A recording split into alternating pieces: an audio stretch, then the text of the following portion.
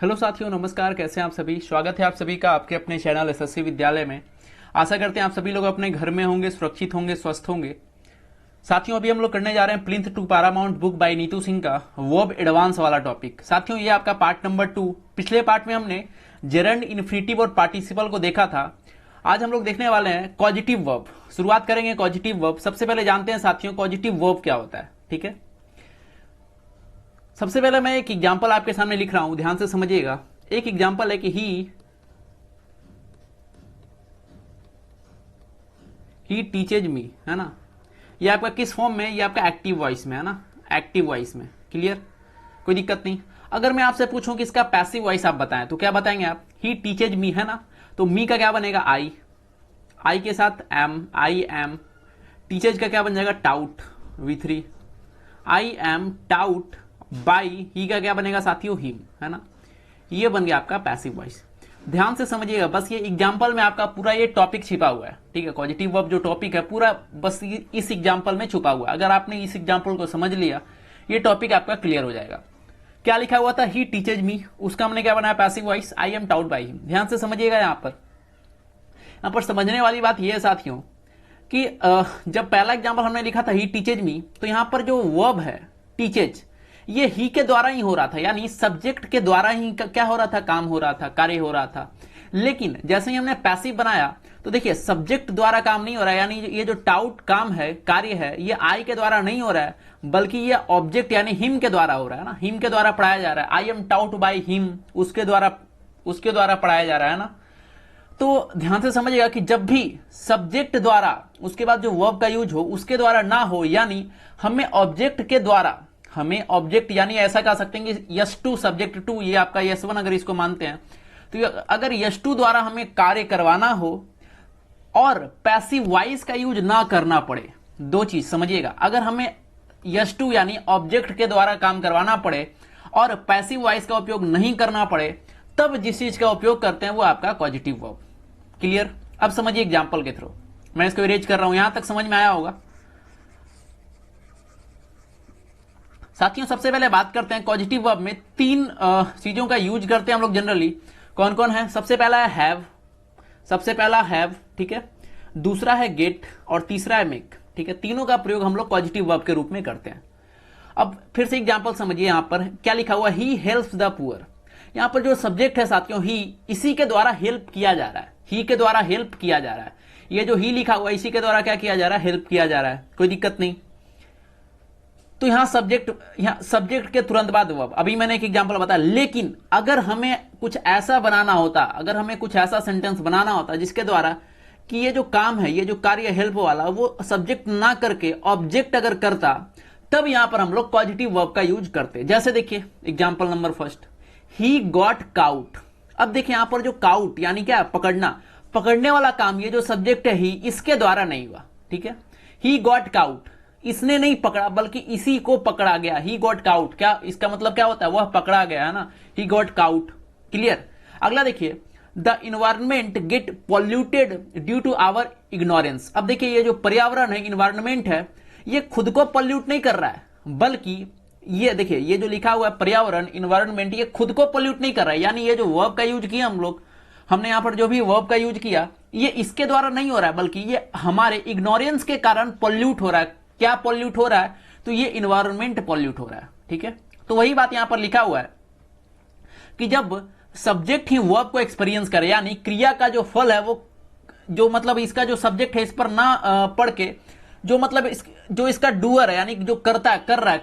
देखिए यहां पर काम करने वाला कौन है? The environment get polluted due to our ignorance, यानी जो भी पर्यावरण पॉल्यूटेड हो रहा है, तो यहां पर किसके द्वारा हो रहा है? किसके द्वारा हो रहा है? तो आवर इग्नोरेंस, हमारे इग्नोरेंस के कारण जो पर्यावरण है वो पॉल्यूटेड होते जा रहा है। ठीक है, तो ये अपोजिट आया कि नहीं आया? तब ऐसे केस में हम लोग देखिए यहां पर क्या यूज हुआ है, यहां पर ध्यान से देखें गेट का यूज हुआ है। ठीक है, तो तीन चीज आपको ध्यान रखना है साथियों, फिर से रिपीट करेंगे। तीन चीज कौन कौन? हैव, गेट और मेक। तीन चीजों का इस्तेमाल हम लोग करने वाले हैं पॉजिटिव वर्ब के इस्तेमाल में। पॉजिटिव वर्ब फिर से रिपीट करेंगे, पॉजिटिव वर्ब में तीन आते हैं, हैव, गेट और मेक। ठीक है, चलिए आगे कुछ और एग्जांपल देखते हैं। देखिए मैंने जो भी कहा वही यहां पर लिखा हुआ है कि जब भी कई ऐसे सेंटेंस से तात्पर्य निकलता है कि कर्ता यानी जो सब्जेक्ट है, किसी काम को नहीं करता बल्कि कराता है, सब्जेक्ट है ना, सब्जेक्ट जो है, कर्ता जो है, वो किसी काम को करता नहीं बल्कि कराता है। अभी मैंने आपको यही कहा था ना, जैसे एग्जांपल नंबर फर्स्ट में देखें, I made him do the whole work. तो यहां जो कार्य किया गया है, यहां जो कार्य किया गया, ये आई के द्वारा नहीं किया गया है ना, ये आई के द्वारा नहीं किया गया बल्कि हिम के द्वारा किया गया। ठीक है, आई के द्वारा नहीं किया गया बल्कि किसके द्वारा किया गया, हिम के द्वारा। तब यहां पर हम लोग मेड का यूज करेंगे। ठीक है, ये क्लियर हो गया।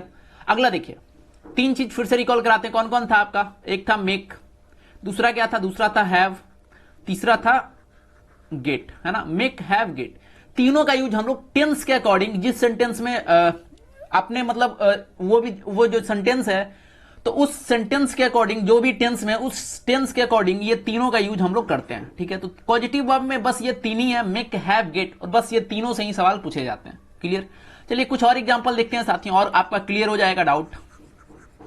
देखिए अगला एग्जांपल है, अगला एग्जांपल लिखा हुआ है कि we got him arrested by the police. अब देखिए यहां पर शुरुआत में लिखा हुआ है वी। ठीक है, देखिए यहां पर ये सेंटेंस जैसे ही आपने पढ़ा तो आपको क्या पता चला, किसी को अरेस्ट किया गया है ना, क्या किया गया, किसी को गिरफ्तार किया गया, किसी को अरेस्ट किया गया है।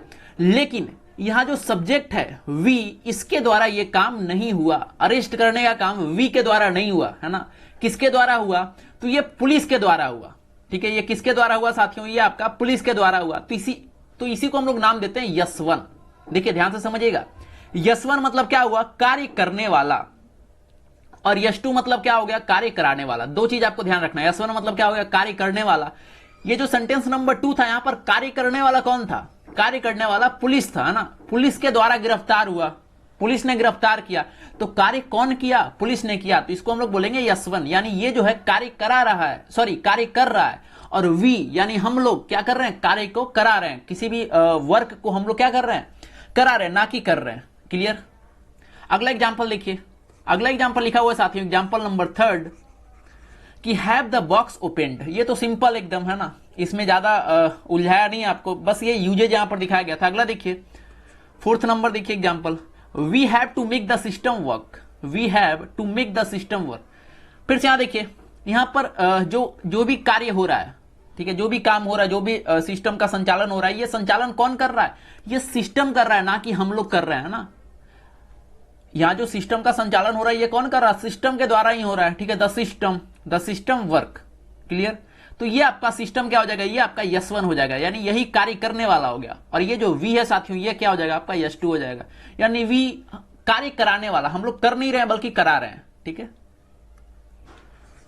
लास्ट एग्जांपल समझिए, क्या लिखा हुआ, I can not get your work done by him, I can not get your work done by him. ध्यान से समझिएगा, ये जो यहां पर जो भी कार्य हुआ है, वर्क डन, ठीक है, जो भी यहां पर कार्य हुआ है, ये कौन किया है, आपका जो काम था योर वर्क, आपके काम को किसने किया, मैंने किया क्या, आई नहीं, यहां पर जो सब्जेक्ट था आई, इसने नहीं किया बल्कि हिम, उसके द्वारा किया गया। ठीक है, तो इसको हम लोग क्या बोलेंगे, यस2 बोलेंगे, इसको हम लोग क्या बोलेंगे, यस1 बोलेंगे।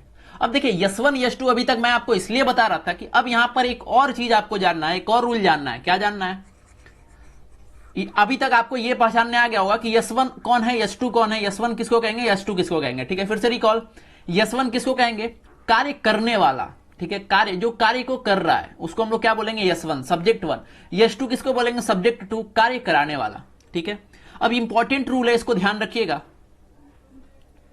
वेरी वेरी इंपॉर्टेंट रूल है कि देखिए जब भी गेट और हैव का प्रयोग करेंगे, जब भी गेट और हैव का प्रयोग करेंगे, तो इसके बाद जो भी यस1 मतलब क्या हुआ साथियों, कार्य करने वाला, जब भी गेट और हैव का प्रयोग करेंगे, इसके बाद जो भी यस1 आएगा, इसका यूज हम लोग हमेशा बाई प्लस यस1 के साथ करेंगे, बाई प्लस यस1 के साथ करेंगे। ठीक है, अब देखिए अभी मैंने शुरुआत में आपको पैसिव वॉइस का एग्जांपल बताया, सेम वही चीज लिखा हुआ, लेकिन पैसिव वॉइस की तरह ही यस1 का प्रयोग किया भी जा सकता है और नहीं भी। पैसिव वॉइस में हम लोग क्या करते थे, बाई प्लस रखते ही थे ना, लेकिन यहां पर आपको कहा गया कि यहां पर कर भी सकते हैं, नहीं भी कर सकते। चलिए एग्जांपल देखते हैं, पहले फिर से आते हैं उसी एग्जांपल पर।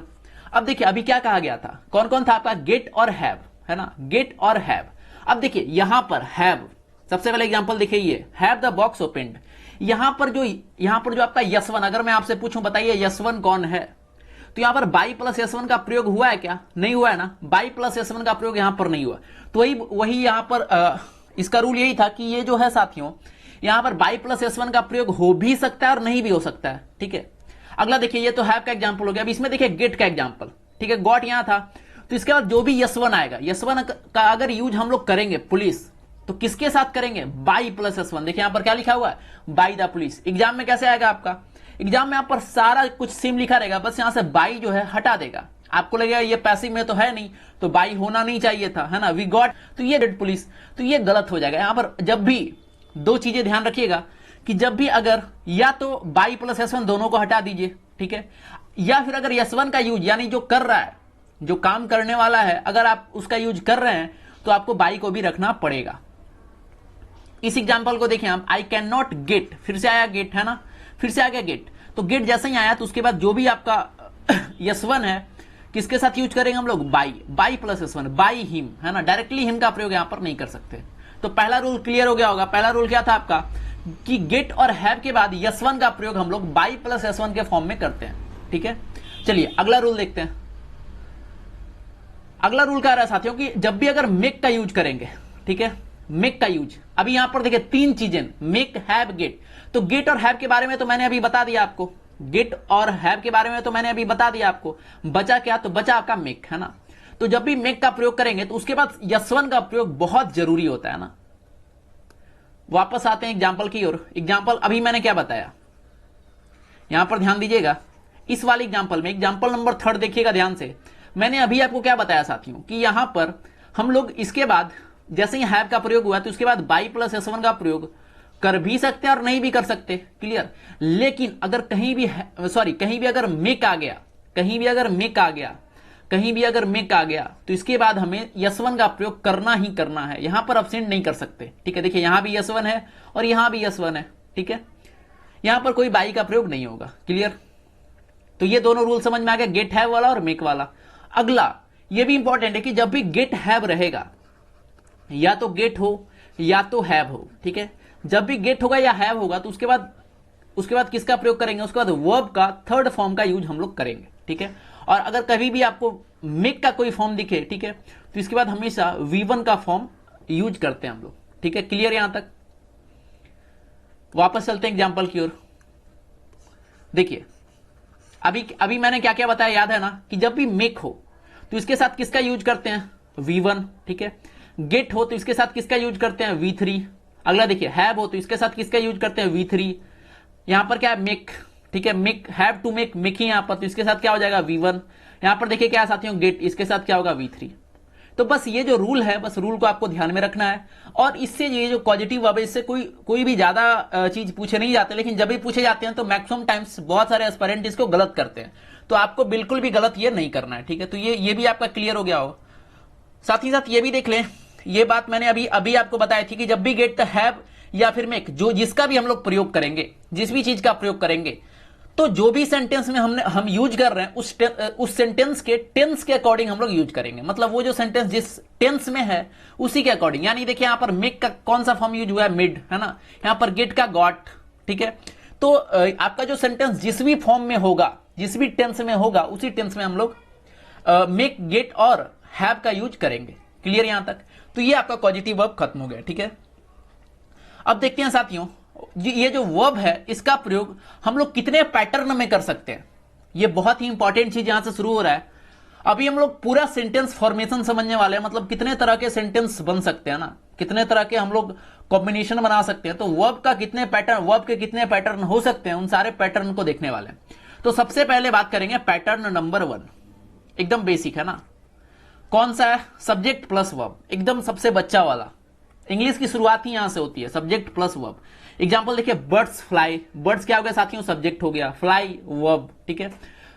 द मून इज शाइनिंग, है ना, the baby is sleeping, I was going, ये सब क्या हो गया? ये सब क्या आ गया? वर्ब में, fly verb, is shining verb, is sleeping verb. तो subject plus verb, subject plus verb, ये आपका पैटर्न नंबर 1 हो गया। हमें नहीं लगता इसमें ज्यादा टाइम देने की जरूरत है, आगे बढ़ते हैं। अगला सब्जेक्ट प्लस वर्ब, यहां खत्म नहीं किया गया, इसके साथ ऐड किया गया सब्जेक्ट का कोई कंप्लीमेंट। मैं अभी समझाता हूं क्या होता है सब्जेक्ट कंप्लीमेंट। सबसे पहले आप समझें कि अभी तक मैंने क्या बताया आपको, पैटर्न नंबर 1 में आपको क्या बताया कि सब्जेक्ट के साथ वर्ब का प्रयोग होगा, ठीक है। लेकिन ये जो पैटर्न नंबर 2 है साथियों, ये कह रहा है कि सब्जेक्ट के साथ अगर आप सिर्फ वर्ब का प्रयोग करते हैं तो यहां पर काम नहीं चलने वाला। जैसे देखिए एग्जांपल कि दिस इज, अब यहां पर रुकिएगा तो यहां मामला गड़बड़ हो सकता है। कैसे? दिस इज, यह है, क्या है ना। तो यहां पर सब्जेक्ट का एक कंप्लीमेंट देना पड़ेगा, ए पेन, है ना। ये क्या है? यह एक कलम है। अगला देखिए, इट इज क्या है? इट इज आई, ठीक है। ही लुक्स, वह कैसा दिखता है? He looks happy. My father gots angry. तो ये जितने भी थे, ए पेन, आई, हैप्पी, एंग्री, ये क्या थे? ये आपका सब्जेक्ट का ही कंप्लीमेंट थे, ठीक है। दिस किसके लिए आया था? ए पेन के लिए। इट किसके लिए? इज के, आई के लिए, है ना। हैप्पी किसके लिए आया था? ही के लिए। एंग्री किसके लिए आया था? माई फादर के लिए। तो ये जितने भी थे ये आपके सब्जेक्ट कंप्लीमेंट थे। क्लियर यहां तक? Pattern number 2 clear. आगे बढ़ते हैं पैटर्न नंबर 3। देखते हैं क्या है पैटर्न नंबर 3। यहां पर साथियों बात हो रहा है subject plus verb plus direct object, ठीक है। यहां तक तो समझ में सबको आ रहा होगा, सब्जेक्ट प्लस वर्ब, इसके बाद ऑब्जेक्ट। यानी अगर ऑब्जेक्ट को हम हटा दें तो भी काम चल सकता है, लेकिन अगर ऑब्जेक्ट को रखें तो और अच्छा रहेगा ना। जैसे देखिए आई नो, समझिएगा, आई नो, मैं जानता हूं। अब यहां पर बहुत सारी बातें मन में आ सकती कि मैं जानता हूं किसे, है ना, किसे जानता हूं। तो यहां पर एक ऑब्जेक्ट आना जरूरी है। क्या? डायरेक्ट ऑब्जेक्ट, हिम, मैं उसे जानता हूं, है ना। She opened the door, she opened, ये जो द डोर क्या हो गया? ये आपका डायरेक्ट ऑब्जेक्ट हो गया, है ना। You should help your self, ठीक है। तो ये जितना भी आया, हिम, द डोर और योर सेल्फ, ये सब क्या है साथियों? ये सब आपका डायरेक्ट ऑब्जेक्ट है। ये सब क्या है आपका? ये सब डायरेक्ट ऑब्जेक्ट है, ठीक है। तो ये आपका था साथियों पैटर्न नंबर 3। ये सब बहुत बेसिक है, इसमें कुछ भी ज्यादा एक्स्ट्रा दिमाग लगाने की जरूरत नहीं है, ठीक है। अगला पैटर्न नंबर 4 की ओर चलते हैं हम लोग, इसको इरेज करते हैं। अगला पैटर्न नंबर 4, देखते हैं क्या है पैटर्न नंबर 4। पैटर्न नंबर 4 है सब्जेक्ट प्लस वर्ब। अब देखिए यहां तक तो मामला सही चल रहा था, लेकिन इसके बाद 2 ऑब्जेक्ट का यूज किया गया। देखिए इससे जस्ट वाले में हमने क्या किया था? डायरेक्ट ऑब्जेक्ट का यूज किया था। यहां पर क्या किया साथियों कि डायरेक्ट ऑब्जेक्ट यूज करने से पहले एक इनडायरेक्ट ऑब्जेक्ट का यूज किया गया, ठीक है। 2 ऑब्जेक्ट का यहां पर यूज हुआ, सबसे पहला इनडायरेक्ट, दूसरा डायरेक्ट। क्या है, क्या होता है डायरेक्ट और क्या होता है इनडायरेक्ट, समझते हैं। एग्जाम्पल देखिएगा साथियों यहां पर। देखिए सबसे पहला एग्जाम्पल क्या लिखा हुआ? आई गेव, है ना, मैंने दिया। क्या? I give my book. अगर आप इसको इग्नोर करके चले, इसको आप इग्नोर करिए, इस वाली चीज को आप इग्नोर करिए। आई गेव माई बुक। तो देखिए सेम पैटर्न नंबर 3 नहीं मिल रहा है क्या? आई गेव माई बुक, ठीक है। आई बाउट अ पर्स, मैंने एक पर्स खरीदा। ही सोड हिज नोट्स, है ना, ही सोड हिज नोट्स। तो एकदम same to same pattern number 3 के जैसा नहीं मिल रहा है क्या? लेकिन हमने इसमें एक बीच में एंट्री कराया, किसका? इनडायरेक्ट ऑब्जेक्ट का एंट्री कराया। अब देखिए ये जो सेंटेंस है और क्या हो रहा है, और ज्यादा क्लियर हो रहा है। अब यहां से आपको कुछ आइडिया हो रहा होगा कि हम लोग पैटर्न में क्यों आगे बढ़ रहे हैं, सेंटेंस में और ज्यादा क्लैरिटी लाने के लिए, ठीक है। देखिए आई गेव माई बुक, मैंने बुक दिया, किसको? I gave her my book, उसको, है ना, कोई फीमेल होगी। I gave her my book. अगला देखिए आई बाउट हर अ पर्स, मैंने उसके लिए क्या किया? पर्स खरीदा। ये और ज्यादा क्लियर हो रहा है। He showed me his notes, है ना, वो जो व्यक्ति था, ठीक है, उसने क्या किया? अपना नोट्स मुझे दिखाया, मी। तो ये जो था हर और मी, ये सब क्या था आपका साथियों? ये आपका इनडायरेक्ट ऑब्जेक्ट था। यानी अगर इसका यूज हम लोग नहीं करते तो भी सेंटेंस सही होता, लेकिन जैसे हमने इसका यूज किया तो सेंटेंस में और ज्यादा क्लैरिटी आई, और ज्यादा स्पष्ट हो गया सेंटेंस, ठीक है। तो यही आपका था पैटर्न नंबर 4। क्लियर यहां तक? कोई दिक्कत नहीं। अगला साथियों पैटर्न नंबर 5 क्या है, समझते हैं। पैटर्न नंबर 5 देखिए सब्जेक्ट और वर्ब, यहां तक तो ठीक है, सेम है, सब्जेक्ट और वर्ब। इसके बाद डायरेक्ट ऑब्जेक्ट, ये भी हमने कर लिया। लेकिन देखिए डायरेक्ट ऑब्जेक्ट यहां तक काम खत्म नहीं हुआ। इसके बाद एक और ऑब्जेक्ट हमने लाया, प्रीपोजिशनल ऑब्जेक्ट। और आपको पता है कि जैसे ही हमने लाया प्रीपोजिशनल ऑब्जेक्ट तो बीच में एक प्रीपोजिशन तो देना पड़ेगा, है ना। तो सब्जेक्ट प्लस वर्ब, इसका पूरा स्ट्रक्चर, पूरा कॉम्बिनेशन कैसा हो गया कि subject plus verb plus direct object plus preposition plus prepositional object. Example देखिए, समझिए क्या है। देखिए सबसे पहले सब्जेक्ट आपका क्या हो गया? आई, वर्ब क्या हो गया? Give, direct object my book. अब देखिए इसको इग्नोर करिए यहां तक। I give my book, I give my book, कौन सा पैटर्न आपको दिख रहा है? पैटर्न नंबर 3, है ना। सब्जेक्ट, वर्ब और direct object. I gave my book, I bought a purse, he sold his notes. अब ध्यान से समझिएगा, यहां के बाद दो काम कर सकते हैं। देखिए यहां तक काम चल रहा था पैटर्न 3 का, सब्जेक्ट, वर्ब और डायरेक्ट ऑब्जेक्ट। ये जो है साथियों, देखिए मैं यहां पर यहां तक देखिएगा, ये जो 3 को मैंने घेरा है, ये आपका क्या है, ये आपका पैटर्न नंबर 3 है। क्लियर यहां तक? यहां पर हम दो कार्य कर सकते हैं, दो काम कर सकते हैं यहां पर। या तो हम पैटर्न नंबर 4 बना दे, ठीक है, या तो पैटर्न नंबर 5 बना दे, दोनों है बिल्कुल सेम, ठीक है। अगर हमें पैटर्न नंबर 4 बनाना होगा तो क्या करना होगा, डायरेक्ट ऑब्जेक्ट से पहले इनडायरेक्ट ऑब्जेक्ट का एंट्री कराना होगा, ठीक है। और अगर हम पैटर्न नंबर 5 को फॉलो करेंगे तो सब्जेक्ट वर्ब डायरेक्ट ऑब्जेक्ट को एज इट इज रखेंगे, उसके बाद हमें एक प्रीपोजिशन लगाना होगा, फिर हमें प्रीपोजिशनल ऑब्जेक्ट लगाना होगा, ठीक है। चलिए समझिए सबसे पहला example, I gave my book. इसके बाद अगर हम पैटर्न नंबर 5 यूज करते हैं, इसका प्रयोग करते हैं, तो क्या करेंगे, प्रीपोजिशन आ जाएगा यहां पर टू, ठीक है, उसके बाद हो जाएगा her. I gave my book to her. अब देखिए इसका meaning, I gave my book to her, इसका मतलब क्या हुआ कि मैंने क्या किया, मैंने उसे क्या दिया, किताब दिया, ठीक है। I gave my book to her. अब वापस चलते हैं पैटर्न नंबर 4 में, यहां क्या लिखा हुआ था, I gave her my book.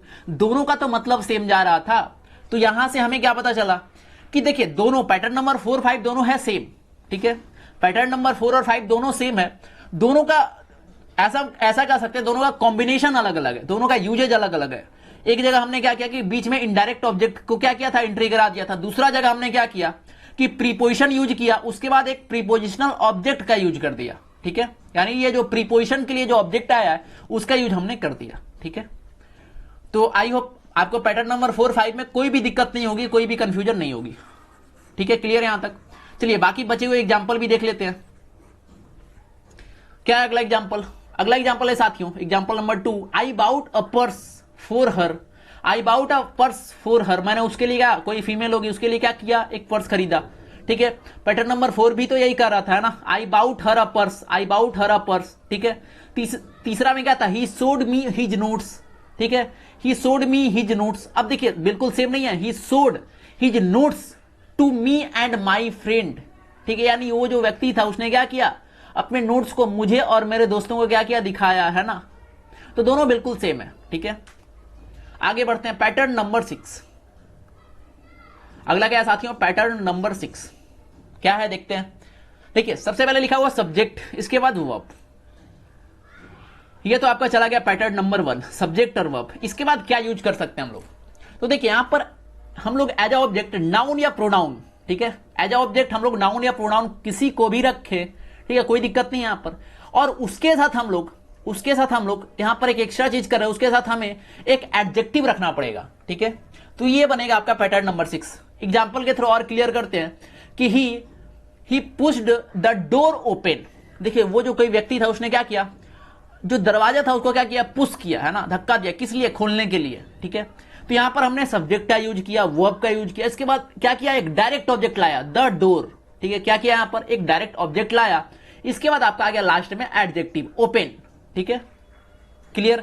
तो जब भी हम लोग क्या करते हैं, सब्जेक्ट, वर्ब और डायरेक्ट ऑब्जेक्ट, लास्ट में अगर कोई एडजेक्टिव ला देते हैं तो ये आपका पैटर्न नंबर 6 बन जाता है, बिल्कुल इसी तरीके से। अगला एग्जांपल देखिए कि सी वॉश्ड द प्लेट्स क्लीन। अब देखिए ये आपका क्या हो गया, यहां तक तो डायरेक्ट ऑब्जेक्ट था, ठीक है। उसके बाद हमने इसके साथ एडजेक्टिव लगा दिया, क्या लगाया, क्लीन, ठीक है। यानी वो कोई भी एक फीमेल होगी, ठीक है। सी उसने क्या किया, उसने प्लेट को क्लीन किया, है ना, प्लेट्स को क्या किया, क्लीन किया, ठीक है। I like my T strong, है ना, स्ट्रॉन्ग मतलब स्ट्रॉन्ग यहां क्या दर्शा रहा है, बहुत ज्यादा, है ना, एडिक्शन के रूप में, मतलब बहुत ज्यादा मैं क्या करता हूं, पसंद करता हूं, किसको, माई टी, है ना, चाय को। तो माई टी यहां पर किस रूप में काम कर रहा था, ये डायरेक्ट ऑब्जेक्ट के रूप में काम कर रहा था, और स्ट्रॉन्ग यहां पर एज अ एडजेक्टिव काम कर रहा था। क्लियर यहां पर? अब देखिए नीचे जो पॉइंट लिखा हुआ है ये बहुत इंपॉर्टेंट है, इसको ध्यान में रखना आपको, कि नीचे जो भी वर्ब आपके लिखे गए, ठीक है, मैं इसको हाईलाइट करता हूं। आपका गेट हो गया, कीप हो गया, बीट हो गया, drive, make, paint, leave, turn, find, like, wish, ये जितने भी आपके वर्ब लिखे गए हैं साथियों, ये बहुत इंपॉर्टेंट है। साथ ही साथ ये सब भी काउंट कर लीजिए, पुश इसमें शायद नहीं था, पुश, है ना। तो ये सब जितने भी हैं ये बहुत इंपॉर्टेंट है, और ये सारे वर्ब का यूज हम लोग इस पैटर्न में करते हैं, ठीक है। यहां तक कोई दिक्कत नहीं, ठीक है, ये क्लियर हो गया। आगे बढ़ते हैं साथियों, पैटर्न नंबर 7। देखते हैं क्या पैटर्न नंबर 7।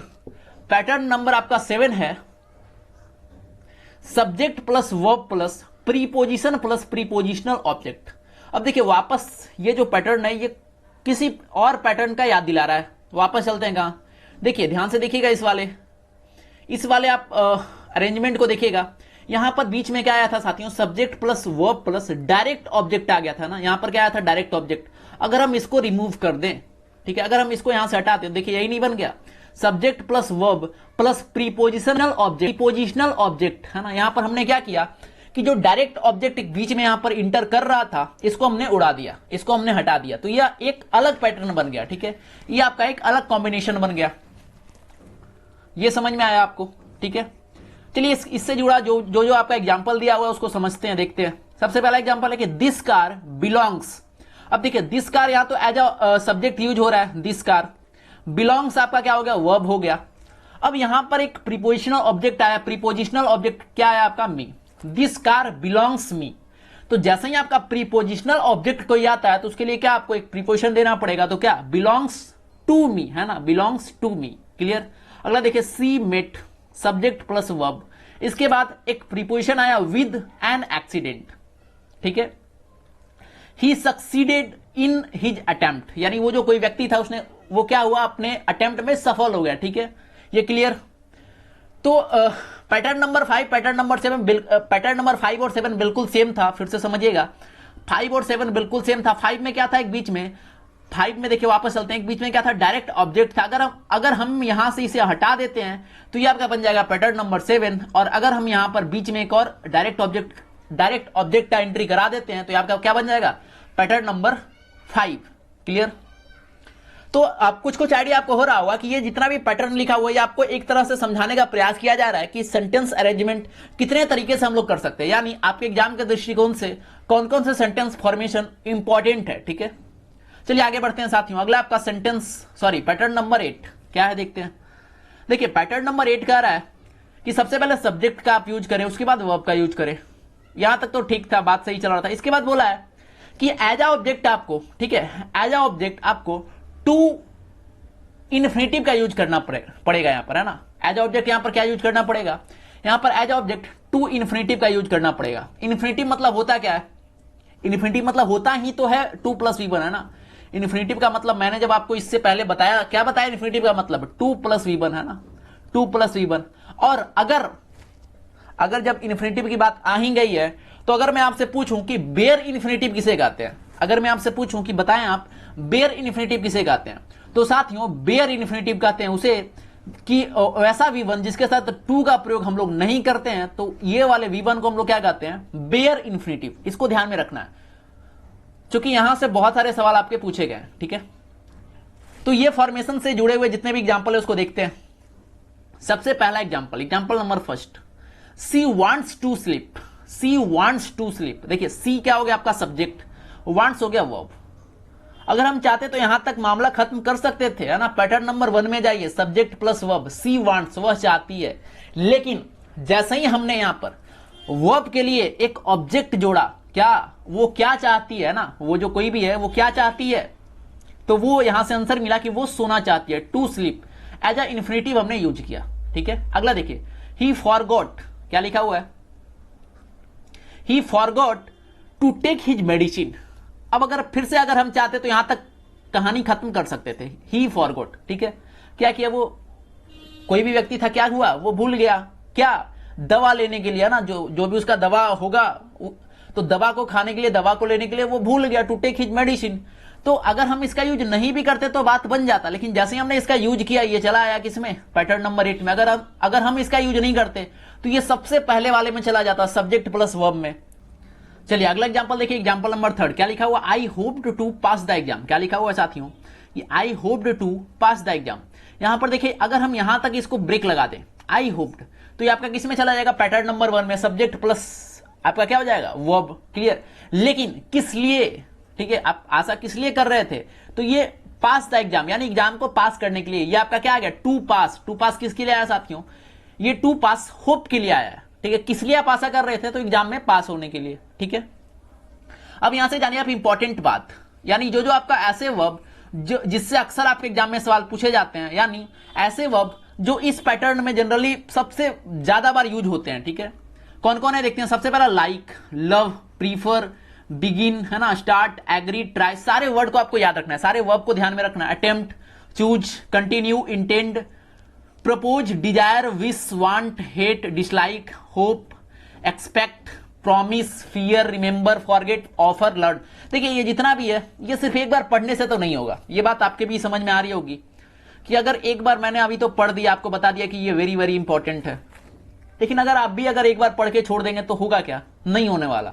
तो ऐसे चीज जो एक बार याद नहीं होने वाले उनको आप कुछ पर्टिकुलर साइन दीजिए, स्टार लगा दीजिए या फिर कुछ करिए, और उसको आप डेली या फिर 2 दिन 1 दिन मतलब ऐसे करके डेली रिवाइज करिए। ठीक है, क्योंकि ये जो वर्ड है ना रिवीजन, ठीक है, रिवीजन ही आपको क्या करती है, सफलता दिलाती है। याद रखना आपको कि रिवीजन ही आपको सफलता दिलाती है, बाकी सिर्फ पढ़ने से कुछ नहीं होता। ठीक है, पढ़ते तो सभी लोग हैं। ठीक है, क्लियर। चलिए अगला है साथियों पैटर्न नंबर 9, देखते हैं क्या है। देखिए पैटर्न नंबर 9 है subject plus verb plus noun या प्रोनाउन प्लस इन्फिनिटिव। ठीक है, अब देखिए इससे जस्ट पहले वाले में चलिए, पैटर्न नंबर 8 क्या कर रहा था, उसमें यूज था साथियों सब्जेक्ट प्लस वर्ब, उसके बाद कोई ऑब्जेक्ट नहीं था, बल्कि ऑब्जेक्ट के रूप में हमने डायरेक्ट इन्फिनिटिव का यूज कर दिया था। ठीक है, लेकिन यहां पर ध्यान दें आप, तो सब्जेक्ट वर्ब, इसके बाद ऑब्जेक्ट के जगह पर नाउन और प्रोनाउन आ गया, उसके बाद हमने इन्फिनिटिव का यूज किया। यानी पैटर्न नंबर 9 में इन्फिनिटिव का यूज नाउन और प्रोनाउन के बाद हो रहा है। ठीक है, आइए एग्जाम्पल के थ्रू इसको और क्लियर करते हैं। एग्जाम्पल लिखा हुआ है साथियों, example number 1, I want you to help him. मैं क्या चाहता हूं आपसे, मैं चाहता हूं कि आप उसकी मदद करें। I want you to help him. तो ध्यान से देखिए ये जो टू हेल्प आया है ये आपका क्या हो गया, इन्फिनिटिव हो गया ना, ये इन्फिनिटिव हो गया। I want subject plus verb, ये क्या हो गया, ये आपका प्रोनाउन। आई वॉन्ट यू, अगर चाहते तो यहां तक खत्म कर सकते थे, लेकिन जैसे हमने इससे आगे बढ़ाया, अगर यहां तक खत्म करते तो ये कोई और पैटर्न में चला जाता, subject plus verb plus object. ठीक है, लेकिन इसके बाद जैसे हमने इन्फिनिटिव का यूज किया, ठीक है, I want you to help him, clear, I want you to help him, तो ये आपका पैटर्न नंबर 9 में आ गया। तो ये सारे वर्ब बहुत इंपॉर्टेंट होते हैं, क्योंकि नीचे देखिए अभी मैं बताने वाला हूं कौन कौन से वर्ब हैं। जब भी ऐसे वर्ब आते हैं तो उनके बाद आपको इन्फिनिटिव का यूज करना होता है। ठीक है, अगला देखिए the doctor advised him, the doctor advised him क्या, ठीक है, डॉक्टर जो भी था साथियों क्या उसको सलाह दिया, टू रेस्ट, है ना, आराम करने के लिए बोला, है ना। क्या जो डॉक्टर था, डॉक्टर ने उसे क्या सलाह दिया, डॉक्टर ने उसे सलाह दिया टू रेस्ट, यानी आप आराम करें। ठीक है, आप क्या करें, आप आराम करें, क्लियर। अगला देखिए I allowed Rohit to go, मैंने रोहित को अलाउ किया, किस लिए, जाने के लिए, टू गो। ठीक है, तो ये जो भी इन्फिनिटिव का यूज हुआ था, ठीक है, ये जो भी इन्फिनिटिव का यूज हुआ था ये एज अ ऑब्जेक्ट नहीं, देखिए अगर हम बात करें डायरेक्ट ऑब्जेक्ट तो यहां किसका यूज हुआ था, नाउन या प्रोनाउन, यू, हिम और रोहित, ये आपका डायरेक्ट ऑब्जेक्ट के रूप में यूज हुआ था, और इसके तुरंत बाद हम इन्फिनिटिव का यूज किए। ठीक है, वापस चलते हैं पैटर्न नंबर 8 में, ध्यान से देखिएगा यहां पर साथियों, यहां पर इन्फिनिटिव का यूज हमने एज अ ऑब्जेक्ट किया था। ठीक है, किसके लिए, वर्ब के लिए। ठीक है, लेकिन यहां पर एज अ ऑब्जेक्ट हम नाउन और प्रोनाउन का यूज पहले किए। ठीक है, उसके बाद हमने इन्फिनिटिव का यूज किया, कोई दिक्कत नहीं यहां पर। ठीक है, अब कुछ वर्ब को देखिए नीचे लिखा हुआ है, आप स्क्रीनशॉट ले लीजिएगा, या फिर अगर आपके पास ये बुक है प्लिंथ टू पैरामाउंट तो उसमें ये सारा कुछ लिखा हुआ है। ठीक है, इसको आपको रिवीजन करना है, मैं फिर से स्टार मार्क कर दे रहा हूं, इसको रिवीजन करना है। कौन कौन से हैं, आस्क हो गया, है ना, आस्क, टेल, ऑर्डर, ठीक है, कमांड, परस्यूड, इनकरेज, ठीक है, सारा कुछ नीचे लिखा हुआ पढ़ लेंगे आप। ये सारे जितने भी वर्ब हैं वेरी वेरी इंपॉर्टेंट है, क्योंकि ये जब भी इसका यूज होता है तो ये आपका पैटर्न नंबर 9 फॉलो करता है। ठीक है, जिस पैटर्न के नीचे जो जो वर्ब लिखे गए हैं उन सारे वर्ब को आप लिख कर रिवीजन करिएगा। ठीक है, डेली रिवीजन करिएगा, बहुत इंपॉर्टेंट है। ठीक है, अगला पैटर्न नंबर 10, देखते हैं क्या है साथियों। अभी तक हमने बात की थी इन्फिनिटिव की, यानी 2 + V1। अब आते हैं जेरंड में, subject plus verb plus gerund. अब देखिए अब तक आपको क्लियर हो रहा होगा कि सबसे पहले हमने क्या किया, सिंपल वाले को टैकल किया। पैटर्न नंबर 1 शुरुआत की थी हमने सब्जेक्ट प्लस वर्ब, उसके बाद धीरे धीरे आगे बढ़ा ना, उसके साथ हमने क्या किया, ऑब्जेक्ट लाया, प्रीपोजिशनल ऑब्जेक्ट लाया, प्रीपोजिशन का यूज किया, फिर हमने क्या किया, फिर हमने उसके साथ इन्फिनिटिव लाया। ठीक है, फिर उसको इनडायरेक्ट मतलब डायरेक्ट इन्फिनिटिव पहले लाया, फिर ऑब्जेक्ट के बाद एक इन्फिनिटिव लाया, है ना। अब फिर जैसे ही इन्फिनिटिव का काम खत्म हुआ तो अब हम किसको लेके आए यहां पर, अब हमने यहां पर जेरंड को लेकर आया। ठीक है, तो इसके बाद आगे पता हो रहा होगा कि इसके बाद आगे क्या आने वाला है, इसके बाद आगे पार्टिसिपल आने वाला है ना। तो subject plus verb plus gerund. Gerund क्या होता है साथियों, जेरंड क्या होता है, जेरंड आपका V1 प्लस ING होता है, ठीक है, एज अ नाउन फॉर्म में। V1 plus ING as a noun, ठीक है। V1 plus ING as a verb नहीं है, V1 plus ING as a verb वो अलग होता है। V1 plus ING as a noun को हम लोग कहते हैं जेरंड, ठीक है। जैसे देखिए यहां पर एग्जाम्पल के थ्रू इसको क्लियर करते हैं। Subject plus verb plus gerund. पहला एग्जाम्पल है साथियों, सी स्टार्टेड। वो जो कोई भी लड़की थी सी, उसने क्या स्टार्ट किया, तो उसने सिंगिंग स्टार्ट किया ना। उसने क्या स्टार्ट किया, सिंगिंग। ये जो सिंगिंग है यहां पर एज अ वर्ब यूज नहीं हुआ है साथियों, यहां पर ध्यान दें तो ये एज अ ऑब्जेक्ट यानी एज अ नाउन यहां पर यूज हुआ है, ठीक है। यहां पर एज अ नाउन यूज हुआ है, क्लियर। यहां पर अगला एग्जाम्पल देखिए, ही हैज फिनिश्ड। तो ये आपका क्या हो गया, ये आपका वर्ब हो गया। उसके बाद क्या है, talking. He has finished talking, यानी वो कोई भी व्यक्ति था, उसने क्या किया, अपना बातचीत जो भी बात कर रहा था उसको बंद किया ना, फिनिश कर दिया, खत्म किया। टॉकिंग मतलब ये टॉकिंग क्या है आपका, एज अ वर्ब यूज हुआ है क्या, नहीं। ये जो टॉकिंग है साथियों एज अ जेरंड यानी एज अ नाउन यूज हुआ है, क्लियर। यहां पर कोई दिक्कत नहीं। अगला देखिए, आई लव मैं प्यार करता हूं, किससे, किस चीज से, तो टीचिंग है ना, मैं पढ़ाने, टीचिंग जो प्रोफेशन है उससे प्यार करता हूं, है ना। आई लव टीचिंग, ठीक है। तो ये टीचिंग क्या हो गया साथियों, ये आपका जेरंड फॉर्म हो गया। यहां तक कोई दिक्कत नहीं, क्लियर होगा, ठीक है। बहुत आसान है ना, इंग्लिश बहुत आसान है, बशर्ते आप थोड़ा सा कंसस रहें, थोड़ा सा समझें, और रिवीजन बहुत जरूरी है, ठीक है, रिवीजन करते रहें। अगला देखिए, नीचे कुछ लिखा हुआ है, ये नीचे आपका जो भी वर्ड लिखे गए यानी जो भी आपका वर्ब लिखे गए, इन सारे वर्ब इस पैटर्न में एकदम फिट बैठते हैं, ठीक है। यानी ये सब जो वर्ब है साथियों, इसका यूज अक्सर जनरली आपका इस पैटर्न में किया जाता है। तो इसको भी आप रिवीजन करेंगे, देखेंगे, इसको पढ़ लेंगे, ठीक है। बिगिन है, स्टार्ट है, लव है, like, hate, stop, finish, enjoy, prefer, fear, remember, ठीक है, पढ़ लेंगे इसको। आगे बढ़ते हैं साथियों। अगला है पैटर्न नंबर 11। अगला है साथियों पैटर्न नंबर 11। क्या है पैटर्न नंबर 11, इसमें यूज हुआ, अभी मैंने क्या बताया, सबसे पहले क्या था साथियों, इन्फिनिटिव आया था ना। उसके बाद पहले direct infinitive as object use हो गया।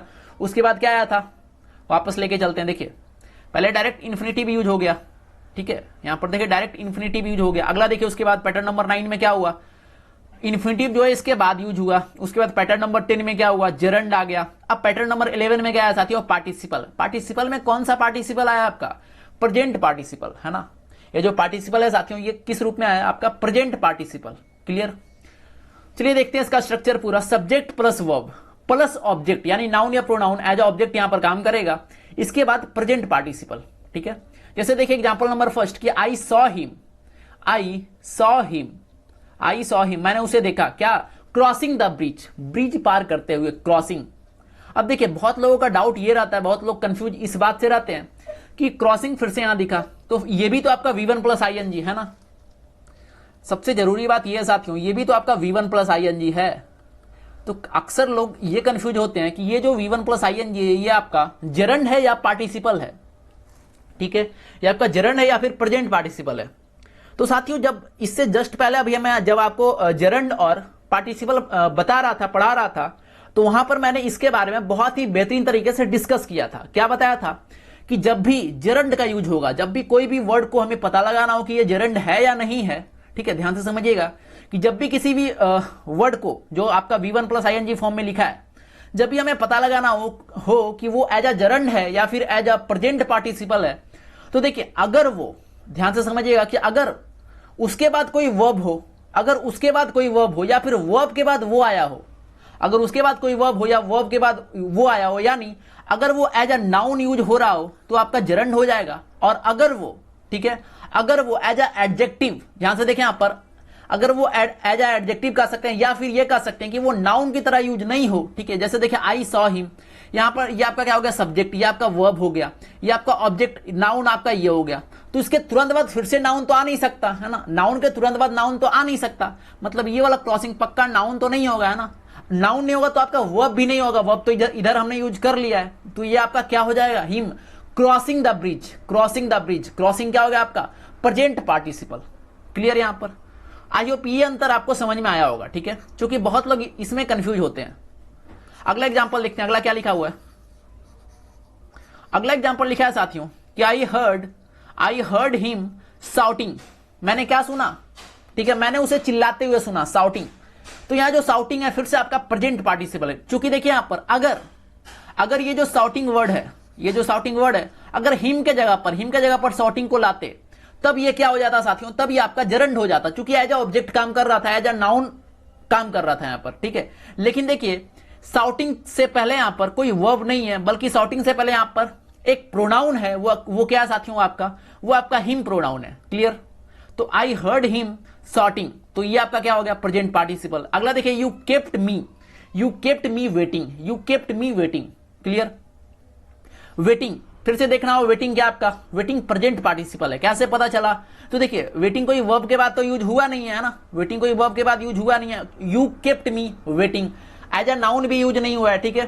तो ये आपका क्या हो जाएगा, प्रेजेंट पार्टिसिपल। तो फिर से रिपीट करते हैं साथियों कि जब भी आपको ये स्ट्रक्चर दिखे, सब्जेक्ट रहे किसी में, है ना, उसके बाद वर्ब यूज हो, सब्जेक्ट हो, वर्ब हो, उसके बाद एज अ ऑब्जेक्ट नाउन हो या प्रोनाउन हो, कोई भी हो सकता है, और अगर उसके बाद V1 प्लस ING यानी प्रेजेंट पार्टिसिपल हो, तो आपका पैटर्न नंबर 11 फॉलो करेगा, ठीक है। अब देखिए कुछ ऐसे वर्ब को देखिए जो बहुत इंपॉर्टेंट है, ठीक है, जो अक्सर आपके एग्जाम में पूछे जाते हैं इस पैटर्न में। कौन कौन से देखते हैं। सबसे पहला हो गया साथियों सी, फिर हियर, ठीक है, हियर बहुत बार पूछा गया, स्मेल, फील, वॉच भी बहुत ज्यादा इंपॉर्टेंट है, नोटिस, फाइंड, ऑब्जर्व, लिसन बहुत बार पूछा गया, गेट पूछा गया, catch, keep, live, set, start. देखिए जब आप प्रीवियस ईयर क्वेश्चन उठाएंगे ना, आप सभी के पास कोई ना कोई प्रीवियस ईयर होगा, चाहे वो एमबी पब्लिकेशन हो, कोई भी होगा, तो आपको बहुत सारे सवाल ये सब पर मिल जाएंगे, डायरेक्टली सवाल मिलेंगे, है ना, डायरेक्टली सवाल ये सब पर मिलेंगे, ठीक है। तो आप सबसे पहले तो ये पढ़ लें, उसके बाद क्वेश्चन प्रैक्टिस भरपूर करें, ठीक है, क्योंकि इंग्लिश एक लैंग्वेज है, मैं बार बार कहता हूं इंग्लिश क्या है, एक लैंग्वेज है, और लैंग्वेज को सीखने के लिए भरपूर प्रैक्टिस चाहिए, ठीक है। जितना प्रैक्टिस करेंगे उतना आप निखरेंगे, और लगातार कंटिन्यूअस रहना है, ठीक है, बीच में आपका चेन जो है ब्रेक नहीं होना चाहिए पढ़ाई का। अगला देखिए पैटर्न नंबर 12 क्या है साथियों, सब्जेक्ट उसके बाद वर्ब, सब्जेक्ट उसके बाद वर्ब, फिर से आ गया नाउन या प्रोनाउन, ठीक है, फिर से क्या आ गया आपका नाउन या प्रोनाउन, इसके बाद आपका प्लेन इन्फिनिटिव। याद करिए जब इन्फिनिटिव आया था साथियों, जब आपका इन्फिनिटिव आया था तो वहां पर मैंने एक वर्ड आपको बताया था, क्या था वो वर्ड, वो आपका था बेयर इन्फिनिटिव। तो साथियों ये जो बेयर है इसी को हम लोग कहते हैं प्लेन, इसी को हम लोग क्या कहते हैं, इसी को हम लोग कहते हैं प्लेन। या तो बोलिए बेयर या तो बोलिए प्लेन, ठीक है, या तो बोलिए बेयर या तो बोलिए प्लेन, यानी बेयर इन्फिनिटिव या प्लेन इन्फिनिटिव किसको कहते हैं, तो एक ऐसा इन्फिनिटिव, इन्फिनिटिव मतलब जनरली क्या होता है 2 + V1, तो एक ऐसा इन्फिनिटिव जिसमें 2 जो है साथियों गायब हो जाए, 2 रहे ही नहीं, सिर्फ आपका V1 रहे, उसी को हम लोग बोलते हैं बेयर इन्फिनिटिव या फिर प्लेन इन्फिनिटिव, ठीक है। चलिए एग्जांपल के जरिए इसको क्लियर करते हैं। सबसे पहला एग्जांपल क्या लिखा हुआ है, I will not let, I will not let, देखिए ये आपका क्या लिखा हुआ है, आई विल नॉट लेट, ये तो आपका आई क्या हो गया, सब्जेक्ट, विल नॉट लेट, ये पूरा आपका वर्ब हो गया, विल नॉट लेट, ठीक है। As object noun pronoun use हुआ है, ठीक है, प्रोनाउन। इसके बाद देखिए अगर इन्फिनिटिव यहां पर होता तो टू गो हो जाता, लेकिन यहां पर प्लेन इन्फिनिटिव है, इसलिए यहां पर सिर्फ और सिर्फ गो का यूज हम लोग करेंगे, ठीक है। अब देखिए अगला एग्जांपल देखते हैं सबसे पहले, उसके बाद मैं एक पॉइंट बताऊंगा, ध्यान से सुनिएगा। अगला एग्जांपल देखते हैं, वी मेड हिम क्या, फिनिश द वर्क, यहां पर टू का प्रयोग हम लोग नहीं कर सकते, ठीक है, टू का प्रयोग नहीं कर सकते। अगला देखिए, आई बेड द बॉय क्या, leave the room, to leave का प्रयोग फिर से यहां पर नहीं कर सकते। ये जो पैटर्न है बस यही हमको बताना चाह रहा है, हमें बस यही बताना चाह रहा है कि जब भी इस पैटर्न में होगा, जब भी ये सारे वर्ब का प्रयोग होगा, तो हमेशा ये जो पैटर्न है ये यही कह रहा है साथियों कि जब भी ये जितने भी वर्ब दिए गए इन वर्ब का प्रयोग होगा तो ये हमेशा प्लेन यानी बेयर इन्फिनिटिव का यूज कर यहां पर होगा, ठीक है। अब मैं कुछ बातें कर रहा हूं, ध्यान से सुनिएगा।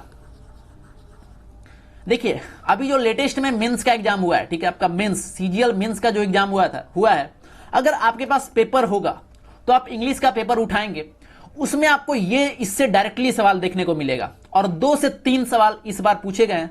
ये बहुत इंपॉर्टेंट है, वेरी वेरी इंपॉर्टेंट है, ठीक है। मतलब अभी मैंने जो भी बताया सारे इंपॉर्टेंट है, सबसे ज्यादा इंपॉर्टेंट ये इसलिए क्योंकि इससे अभी लेटेस्ट एग्जाम में सवाल पूछे गए।